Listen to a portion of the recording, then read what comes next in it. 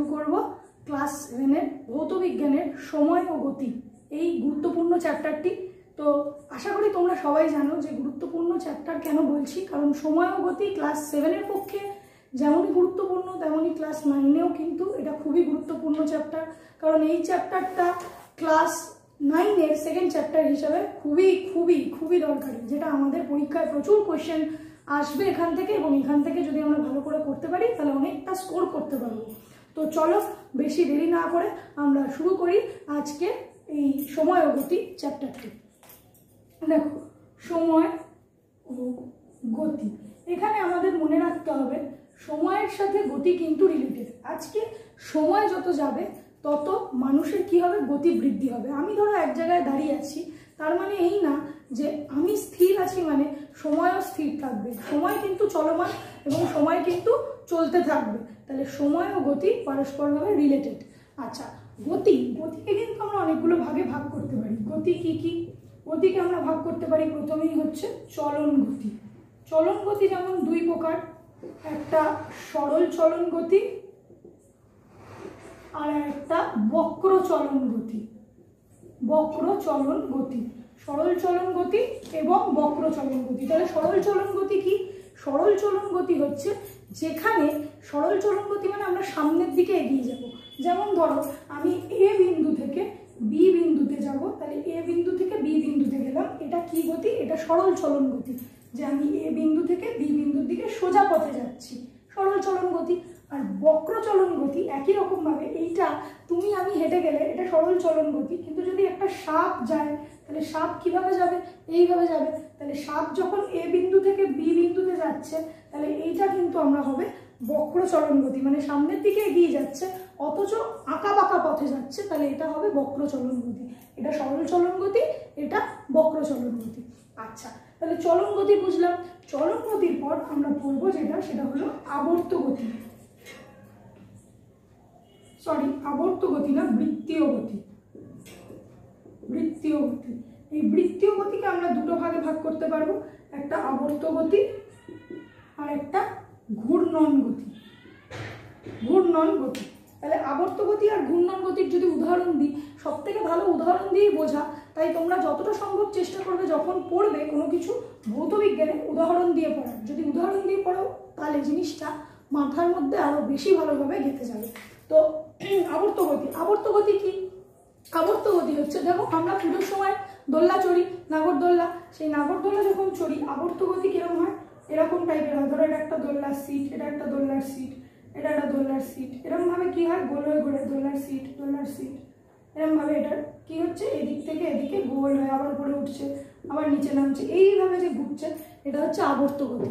যেমন পৃথিবীর বার্ষিক গতি, পৃথিবীর বার্ষিক গতি হচ্ছে আবর্ত গতির উদাহরণ।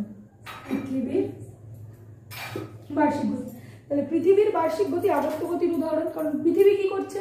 সূর্য ধরো মাঝখানে রয়েছে, এই ডাস্টারটাকে মনে করো সূর্য, তাহলে এই সূর্যের চারপাশে এটা হচ্ছে পৃথিবী, পেনটা হচ্ছে পৃথিবী, তাহলে পেনটা কি হচ্ছে, সূর্যের চারদিকে এইভাবে গোল হয়ে ঘুরছে, তাহলে এইটা হচ্ছে আবর্ত গতি। মানে এই সূর্যের আকর্ষণে এই পৃথিবী কি হচ্ছে, এরকম গোল হয়ে ঘুরছে এর চারপাশে। তাহলে যখনই কোনো কিছু এরকম গোল হয় বা আবর্তকারী বা বৃত্তীয় আকারে ঘুরছে, তখন তাকে আমরা বলছি আবর্ত গতি, যেটা পৃথিবীর বার্ষিক গতি। তাহলে এটা পৃথিবীর বার্ষিক গতি, এটা আবর্ত গতির উদাহরণ। আর ঘূর্ণন গতি কি হবে?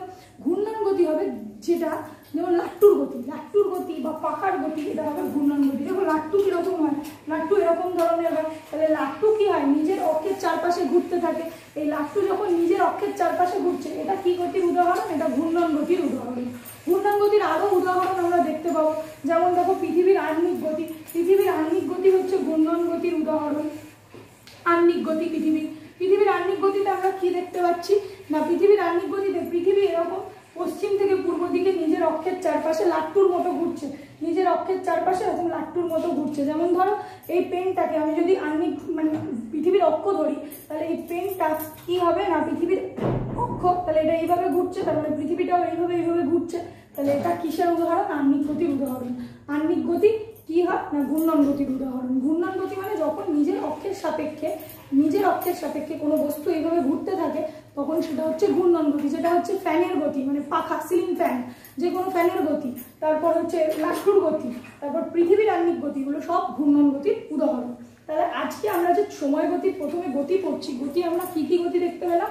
চলন গতি দেখতে পেলাম প্রথমে। চলন গতিকে আমরা দুটো ভাগে ভাগ করছি, সরল চলন গতি আর বক্র চলন গতি। সরল চলন গতি, বক্র চলন গতি। সরল চলন গতি সোজা পথের গতি, বক্র চলন গতি হচ্ছে আঁকা বাঁকা পথের গতি, হচ্ছে বক্র চলন গতি। হলো বৃত্তীয় গতি পড়বো। বৃত্তীয় গতি আবার দু প্রকার, একটা আবর্ত গতি আর একটা ঘূর্ণন গতি। আবর্ত গতি যেখানে এরকম ভাবে গোল হয়ে ঘুরছে, আর ঘূর্ণন গতি কি না, যেখানে নিজের অক্ষের চারপাশে ঘুরছে, সেটা হচ্ছে আহ্নিক গতি বা ঘূর্ণন গতি। তাহলে আহ্নিক গতি ঘূর্ণন গতির উদাহরণ, বার্ষিক গতি হচ্ছে আবর্ত গতির উদাহরণ। এই পার্টটা হলো। এবার আমরা চলে যাব অন্য আরেকটা গতি, যেটা হচ্ছে মিশ্র গতি বা খুব ইম্পর্টেন্ট আরেকটা গতি। আচ্ছা, এইগুলো কিন্তু দরকারি জিনিস, দরকার হলে তোমরা টুকে নাও বা তোমাদের কপিতে নোট করে নাও। মিশ্র গতি, মিশ্র গতি কি? মিশ্র গতি যে কোনো চাকার গতি হচ্ছে মিশ্র গতি, যে কোনো চাকার গতি মিশ্র গতি। দেখো চাকার গতি আমরা মিশ্র গতি কিভাবে দেখব? চাকার গতি মিশ্র গতি, কারণ মিশ্র গতিতে কি হয়, একটা চাকা, যে কোনো চাকা কি হয়, দুটো গতি একসাথে ক্রিয়া করে, একটা চলন গতি আর একটা ঘূর্ণন গতি। চলন গতি অনুযায়ী কি, একটা চাকা, গাড়ির যে কোনো গাড়ির চাকা কিরকম হয়, এরকম দেখতে হয়। এই বিন্দুটার সাপেক্ষে এটা কি হয়, প্রথমে এইদিকে, তারপর এইদিকে, তারপর এইদিকে, তারপর এইদিকে, এরকম গোল হয়ে ঘুরতে থাকে। আর ঘুরতে ঘুরতে কোন দিকে এগিয়ে যায়? ঘুরতে ঘুরতে সামনের দিকে এগিয়ে যায়। তাহলে এখানে চলন গতি এবং ঘূর্ণন গতি একসাথে ক্রিয়া করে। তুমি বলবে এটা তো গোল হয়ে ঘুরছে, তাহলে এটা তো আবর্ত গতি, ঘূর্ণন গতি তো না। না, এটা ঘূর্ণন গতি, কারণ এই বিন্দু সাপেক্ষে চাকাটা নিজেই কিন্তু ঘুরছে। বিন্দুটা মাঝখানে এই নাট বল্টুটা, এই নাট বল্টুটা সাপেক্ষে চাকাটা কিন্তু এরকমভাবে গোল হয়ে রাউন্ড হচ্ছে, নিজের অক্ষের চারিদিকেই ঘুরছে। আর ঘুরতে ঘুরতে ঘুরতে ঘুরতে কোন দিকে যাচ্ছে? সামনের দিকে, এই সামনের দিকে এগিয়ে যাচ্ছে। তাহলে ঘুরতে ঘুরতে যখন সামনের দিকে এগিয়ে যাচ্ছে, তখন এটাকে আমরা বলছি চলন গতি। আর যখন নিজের অক্ষের চারিদিকে ঘুরছে, এটা ঘূর্ণন গতি। তাহলে ঘূর্ণন আর চলন গতি এখানে একসাথে ক্রিয়া করছে দুটো, তাই জন্য এই গতিটাকে আমরা বলছি মিশ্র গতি। যে কোনো চাকার গতি কিন্তু মিশ্র গতি হবে, সেটা গরুর গাড়ির চাকা হোক কি কেটিএম বাইকের চাকা হোক, যেটাই হোক না কেন, তাহলে সেটা হবে হচ্ছে চাকার গতি, মিশ্র গতি। আরেকটা যেটা আমরা বলবো সেটা হচ্ছে সরল দোলগতি। সরল দোলগতি, সরল দোলগতি হচ্ছে বাচ্চার দোলনা, বাচ্চার দোলনা বা ঘড়ির পেন্ডুলাম যেভাবে দোলে, সেই যে ঘড়ির পেন্ডুলাম বা বাচ্চার দোলনা। বাচ্চার দোলনা এরকম হয়, বাচ্চার খাট যেটা আমরা বলি বেবি কট, এটা কিভাবে দোলে? দোলনাটা এই এদিক যায় একবার, আবার এদিক যায় একবার, এটাও দেখো এদিক যায় একবার, এদিক যায় একবার। তাহলে এই গতি হচ্ছে কি না সরল দোলগতি। সরল দোলগতি যেমন ধরো এটা ঘড়ির পেন্ডুলাম, ঘড়ির পেন্ডুলামটা কি হচ্ছে, একবার এদিক একবার এদিক, একবার এদিক একবার এদিক, এই যে এইভাবে যে দুলছে, এইভাবে যখন কোনো কিছু দোলে, তখন এই গতিটাকে আমরা বলবো, এই যে এইভাবে দুলছে এই গতিটাকে আমরা বলবো সরল দোলগতি। ঠিক আছে, তাহলে আমরা গতি সম্পর্কে সমস্তটা জেনে নিলাম, যে গতি কি, গতি কয় প্রকার এবং গতি কিভাবে ক্রিয়াশীল। এই হচ্ছে সময় গতির প্রথম অংশ, যেটা হচ্ছে গতি। আশা করি এই অবধি তোমাদের কোথাও কোনো অসুবিধা নেই। ঠিক, গতির পর আমরা যে অংশটা পড়ব, সেই অংশটা এবার আমরা দেখে নেব। বন্ধুরা, তাহলে আজকে আমরা পড়ব সময় ও গতি। সময় ও গতি হচ্ছে ক্লাস 7-এর একটা গুরুত্বপূর্ণ চ্যাপ্টার, যে চ্যাপ্টারে আমরা সময় ও গতি সম্পর্কে জানব।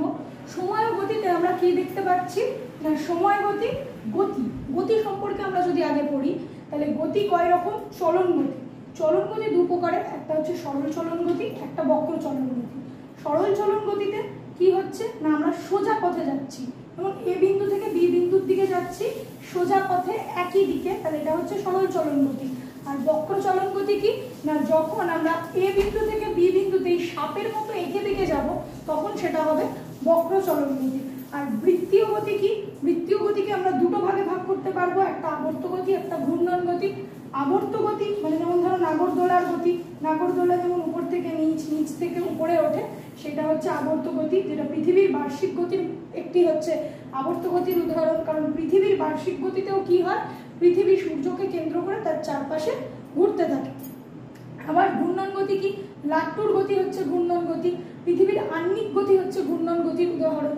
তাহলে এখানে আমরা দেখতে পাচ্ছি গতি, চলন গতি, চলন গতির পর আমরা দেখতে পেলাম বৃত্তীয় গতি, বৃত্তীয় গতির পর আমরা চলে আসবো সরল দোলগতি। সরল দোলগতি কোনটা? যেখানে বাচ্চার খাট বা পেন্ডুলাম, ঘড়ির পেন্ডুলাম এইভাবে দোলে, মানে কোনো জিনিস যখন এইভাবে দুলছে তখন সেটাকে আমরা বলছি কি? সরল দোলগতি। দেখো সরল দোলগতির উদাহরণ হচ্ছে এইটা। আর চাকার গতি হচ্ছে মিশ্র গতি। যে কোনো গাড়ির চাকা যার গতি হবে মিশ্র গতি। যেমন এই যে চাকার গতি, চাকা কি হয় না, একটা যে কোনো গাড়ির চাকা নিজের বিন্দু বা অক্ষের সাপেক্ষে কি হয়? গোল হয়ে ঘুরতে থাকে। তাহলে এটা দেখো গোল হয়ে ঘুরতে ঘুরতে কোন দিকে যাচ্ছে? সামনের দিকে। তাহলে এইটা হচ্ছে সামনের দিকে যাচ্ছে মানে চলন গতি। আবার এই যে গোল হয়ে ঘুরছে তার মানে এটা ঘূর্ণন গতি। এখানে দুটো গতি একসাথে কাজ করছে, তাহলে ঘূর্ণন গতি আর চলন গতি। তাহলে এই দুটো গতি যেহেতু একসাথে কাজ করছে তাই এটাকে আমরা কি বলবো? মিশ্র গতি। তো আগের ভিডিওতে আমরা এই গতি সম্পর্কে অনেক কিছু পড়েছি, তো গতিটা আশা করি তোমরা একটু রিক্যাপ হয়ে গেল, বুঝতে পারলে। এবার আমরা চলে যাব অন্য জিনিসে, যেটা হচ্ছে সরণ। সরণ কি বা সরণ সম্পর্কে আমরা পড়ব। তো চলো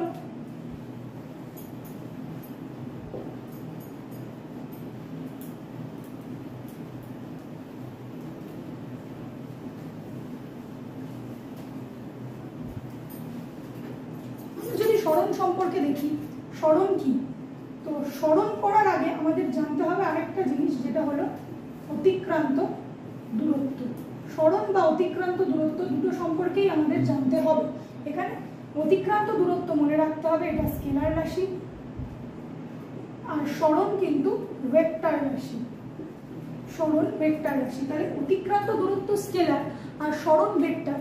কেন বলছি? এই স্কেলার মানে বাকি, ভেক্টর মানেই বাকি। সমস্ত কিছু আমরা আজকের ভিডিও ডিটেলসে আলোচনা করব। তো প্রথমে আমাদের জানতে হবে রাশি কাকে বলে। রাশি হচ্ছে পরিমাপযোগ্য যে কোনো প্রাকৃতিক বা ভৌত বিষয়কেই আমরা কি বলবো? রাশি। মানে পরিমাপযোগ্য যে কোনো বিষয়ই হবে রাশি। তাহলে পরিমাপ কাকে করতে পারি? আমরা দুধকে পরিমাপ করতে পারি, জলকে পরিমাপ করতে পারি, কেরোসিনকে পরিমাপ করতে পারি। তাহলে এগুলো কি রাশি? না, এগুলো রাশি না, এগুলো কি পদার্থ। দুধ, জল, কেরোসিন এগুলো হচ্ছে পদার্থ। তাহলে রাশি কোনটা? পরিমাপযোগ্য যে কোনো প্রাকৃতিক বিষয় রাশি। তাহলে দুধ, জল, কেরোসিন এগুলোকে তো পরিমাপ করছি, তাহলে এগুলো কেন রাশি নয়? এগুলো রাশি নয়, এগুলো পদার্থ। কারণ আমরা দুধ, জল, কেরোসিনকে মাপছি না, আমরা মাপছি দুধ, জল, কেরোসিনের আয়তন কিংবা ঘনত্ব, তাই তো? তাহলে আয়তন কিংবা ঘনত্ব এইগুলো হচ্ছে রাশি। এবার রাশি দুই রকম, একটা স্কেলার, একটা ভেক্টর। স্কেলার রাশি কি? যার মান আছে কিন্তু দিক বা অভিমুখ নেই, তাকে আমরা বলবো স্কেলার রাশি। যেমন ধরো সময়। সময় একটা নির্দিষ্ট দিকে কি চলে? আমরা বলতে পারবো যে সময় একটা নির্দিষ্ট দিকে চলে? আমরা শুধু বলতে পারবো সময়ের একটা নির্দিষ্ট মান আছে। কার্য একটা নির্দিষ্ট মান আছে, কিন্তু আমরা বলতে পারবো কার্য এই দিকে করেছি বা কার্য ওই দিকে করেছি? পারবো না বলতে। তাহলে সময়, কার্য এগুলোর কি আছে? নির্দিষ্ট মান আছে, কোনো দিক বা অভিমুখ নেই। কিন্তু ভেক্টর রাশি, ভেক্টর রাশির মান, দিক দুটোই রয়েছে। যেমন আমি যদি বলি যে কিছুটা পথ অতিক্রম করলাম, কিছুটা পথ অতিক্রম করা মানে কিন্তু অতিক্রান্ত দূরত্ব, কিন্তু সরণ নয়। তাহলে সরণ কোনটা? শুধুমাত্র সরল রৈখিক দূরত্বকেই আমরা বলবো সরণ। সরণের সংজ্ঞায় সরল রৈখিক দূরত্ব কথাটা কিন্তু অবশ্যই লিখনীয়, কারণ আমি যদি এই সরল রৈখিক দূরত্ব কথাটা না লিখি তাহলে আমার কিন্তু ডেফিনেশনটা ভুল হয়ে যাবে। ডেফিনেশনে সবসময় লিখতে হবে সরল রৈখিক দূরত্ব, কারণ সরল রৈখিক দূরত্বকে আমরা কি বলবো? সরণ বলবো। যেমন দেখো, ভালো করে বুঝবে, এই একটা বিন্দু, এই একটা বিন্দু, এই একটা বিন্দু। আমি বললাম এ বিন্দু থেকে সি বিন্দুতে এসো, তো আমরা দুটো ভাবে আসতে পারবো। এ বিন্দু থেকে প্রথমে বিতে আসবো, তারপর বি বিন্দু থেকে সিতে যাব। ঠিক আরেকটা কিভাবে আসতে পারি? ডাইরেক্ট এ থেকে সিতে আসবো। তাহলে যখনই আমি এ বিন্দু থেকে বি বিন্দু হয়ে তারপর সি বিন্দুতে যাচ্ছি, মানে এদিকে এসে এদিকে যাচ্ছি, তখনই আমার কিন্তু দিক বা অভিমুখ পরিবর্তন হয়ে যাচ্ছে। মানে প্রথমে আমার অভিমুখটা ছিল কোন দিকে? নিচের দিকে। এখন কোন দিকে যাচ্ছি? এই দিকে। তাহলে প্রথমে এই দিক, তারপরে এই দিক, দিক বা অভিমুখ পরিবর্তন হয়ে গেল। তাহলে এই যে টোটাল পথটা গেলাম এটাকে আমরা বলবো অতিক্রান্ত দূরত্ব। অতিক্রান্ত দূরত্ব। কিন্তু এই যে সরল রৈখিক দূরত্ব, এই সরল রৈখিক পথটাকে আমরা কিন্তু বলবো সরণ, কারণ এখানে আমরা সোজা পথে যাচ্ছি, সরল রেখা পথে যাচ্ছি। তাহলে যখনই এ বিন্দু থেকে সি বিন্দুতে ডিরেক্ট যাব তখন সেটা হয়ে যাবে সরল রৈখিক দূরত্ব বা সরণ, কারণ এর নির্দিষ্ট মানের সাথে একটা দিকও রয়েছে বা অভিমুখও রয়েছে। এক্ষেত্রে কোনো দিক বা অভিমুখ নেই। ঠিক আছে? আচ্ছা, আরেকটা জিনিস তোমাদের মনে রাখতে হবে যে অতিক্রান্ত দূরত্ব কিন্তু সর্বদা সরণের থেকে বড় হয়, সরণের থেকে অতিক্রান্ত দূরত্ব বড় হয়। আচ্ছা, আজকে এই যে বিষয়টা পড়াচ্ছি না সময় ও গতি, তোমরা ক্লাস 9-এর ছাত্রছাত্রীরাও কিন্তু দেখতে পারো, কারণ ক্লাস 9-এর ভৌত বিজ্ঞানের সেকেন্ড চ্যাপ্টারেও কিন্তু এইগুলো নিয়েই আমরা আলোচনা করবো। 7-এর জন্য তো অবশ্যই, 9-এর জন্য অবশ্যই দেখনীয় একটা ভিডিও, খুব গুরুত্বপূর্ণ। তো ভালো করে দেখবে, কোথাও বুঝতে অসুবিধা হলে অবশ্যই জানবে। তাহলে অতিক্রান্ত দূরত্ব সরণের থেকে বড়। কেন কথাটা বললাম? কারণ ধরো এটা 3 কিলোমিটার রাস্তা, এ থেকে বি বিন্দু 3 কিলোমিটার রাস্তা, আর বি থেকে সি বিন্দু 4 কিলোমিটার রাস্তা। তাহলে আমার অতিক্রান্ত দূরত্ব কত হবে? 3 + 4 7 কিলোমিটার গেলাম আমি, ঠিক। কিন্তু তাহলে সরণ কত? সরণ মানে এই এসির দূরত্ব কত? দেখো এখানে আবার আমরা অঙ্কে চলে যাব।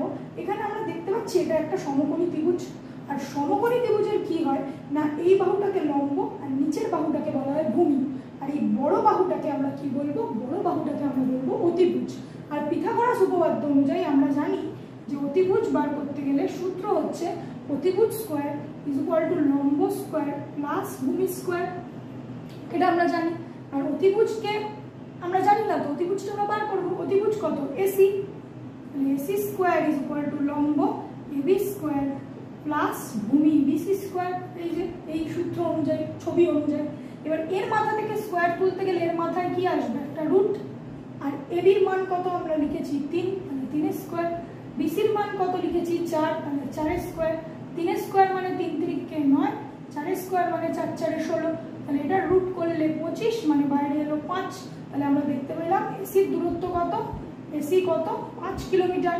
এসি কত? 5 কিলোমিটার। তার মানে সরণ কত? 5 কিলোমিটার। তাহলে আমরা দেখতে পেলাম যে সরণ বরাবর এলে আমাদের কম রাস্তা যেতে হচ্ছে, আর অতিক্রান্ত দূরত্ব বরাবর গেলে আমাদের বেশি দূরত্ব যেতে হচ্ছে। তাহলে অতিক্রান্ত দূরত্ব সর্বদাই সরণ অপেক্ষা বেশি। আশা করি তোমরা বুঝতে পেরেছো, এখানে কোথাও কোনো অসুবিধা নেই। আর তোমাদের বইতে যে ভাবে দেওয়া আছে, ধরো এটা একটা গাছের পাতা, এখানে একটা পিঁপড়ে আছে, এই পিঁপড়েটাকে আমি বললাম ও থেকে পি বিন্দুতে যেতে। তাহলে ও পি থেকে পি বিন্দুতে যাওয়ার দুটো পথ, একটা এইভাবে আর একটা এইভাবে। তাহলে এইভাবে যদি যায় তাহলে এটা কি হবে? এটা তোমরা নিজেরাই বলতে পারবে যদি ভালো করে বুঝে থাকো, যে এইভাবে গেলে এটা হয়ে যাবে অতিক্রান্ত দূরত্ব। কারণ এখানে মান থাকলেও অভিমুখ কিন্তু বারবার পরিবর্তন হচ্ছে, নির্দিষ্ট কোনো দিক থাকছে না। কিন্তু এইভাবে গেলে এটা হচ্ছে কি? সরল রৈখিক দূরত্ব। আর এই সরল রৈখিক দূরত্ব ওপিকে আমরা কি বলবো? সরণ।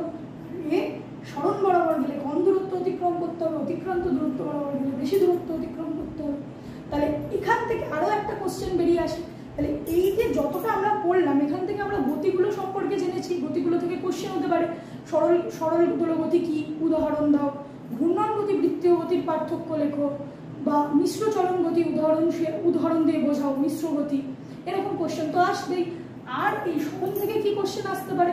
কোনটা ভেক্টর রাশি, কোনটা স্কেলার রাশি, কতগুলো ভেক্টর রাশির উদাহরণ দাও, স্কেলার রাশির উদাহরণ দাও। তারপর সরল রৈখিক দূরত্বকে সরণ বলে, সরণ কাকে বলে, সরণ আর অতিক্রান্ত দূরত্বের পার্থক্য লেখো। সরণ আর অতিক্রান্ত দূরত্বের পার্থক্য দেখো আমরা মুখে মুখেই বলতে পারবো। অতিক্রান্ত দূরত্ব সর্বদা সরণ অপেক্ষা বেশি হবে। সরণ ভেক্টর রাশি, অতিক্রান্ত দূরত্ব স্কেলার রাশি। অতিক্রান্ত দূরত্ব যে কোনো দিকেই হতে পারে, নির্দিষ্ট দূরত্ব যাকে, কিন্তু সরণ সর্বদা সরল রৈখিক দূরত্বকে বলবো। এই তো হয়ে গেল আমাদের। বুঝে গিয়েই কিন্তু আমরা যদি পড়ি তাহলে কিন্তু আমরা পার্থক্যটাও সহজে বার করতে পারবো। এখান থেকে আরেকটা কোশ্চেন আসতে পারে, যেটা একটু বুঝিয়ে দিচ্ছি। যেমন দেখো এটা হচ্ছে একটা বিন্দু, আমাকে বলা হলো এই বিন্দু থেকে এই বিন্দুতেই ফিরে আসো, তাহলে সরণ কত হবে? আমি যদি এই বিন্দু থেকে এই বিন্দুতেই ফিরে আসি তাহলে অতিক্রান্ত দূরত্ব হবে, কিন্তু সরণ কত হবে বলো তো? এখানে সরণ হবে 0। সবাই আমরা জানি, আমরা এখন শিখে গেছি সরণ হবে 0। কেন সরণ 0 হবে? কারণ এটা তো সরল রৈখিক দূরত্ব না, আর সরল রৈখিক দূরত্ব না হলে সরণ তো হয় না, তাই না? তাহলে কত সোজা ব্যাপারটা। এইগুলো আমরা যদি না জানি, আমরা এর পরবর্তীতে নিউটনের গতিসূত্র বুঝতে পারবো না। নিউটনের গতিসূত্র বুঝতে হবে, ত্বরণ বন্ধন বুঝতে হবে, তার জন্য আমাদের সরণ সম্পর্কে জানতে হবে। আশা করি আজকের এই ভিডিওটা তোমাদের ভালো লেগেছে। এই যে এত অবধি বুঝলে তাতে সবই বুঝতে পেরেছো। তবু কোথাও যদি কোনো প্রবলেম হয় অবশ্যই কমেন্ট বক্সে জানাবে, আমি যথাসাধ্য চেষ্টা করব ভিডিওটা নতুন করে তোমাদের আবার সব কিছু সলভ করে দেবো। ঠিক আছে? থ্যাংক ইউ বন্ধুরা, ধন্যবাদ। আশা করি সবাই ভালো থাকবে, ভালো থেকো।